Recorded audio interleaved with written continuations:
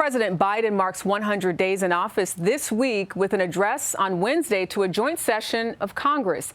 Our new CBS News poll shows most Americans like the way the president is handling the country's top priorities. Christina Ruffini is at the White House tonight with more on what to expect on Wednesday. Good evening.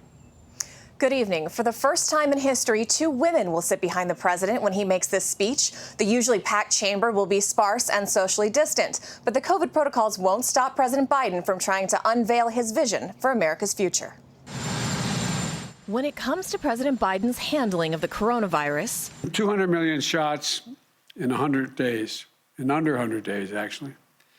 It's an incredible achievement for the nation. A new CBS News poll finds 65% of Americans say they approve of the job he's done, with 66% saying the COVID relief bill was helpful to the economy. There's also broad approval for improving the nation's infrastructure.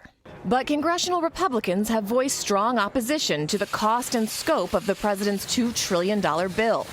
They say he hasn't done enough to reach across the aisle. If I look at the 100 days, it's more like a bait and switch. The bait was he was going to govern as bipartisan. But the switch is he's governed as a socialist. Then there's what even President Biden now calls a crisis, the influx of migrants at the southern border. It's not going to be solved overnight. It's a complex issue. Listen, if this were easy, it would have been handled years ago. The president also faces growing calls from fellow Democrats to do more to address the issues of gun violence and problematic policing. As he's thinking about what his joint session speech looks like, he has every intention of using that as an opportunity to elevate this issue and talk about the importance of putting police reform measures in place.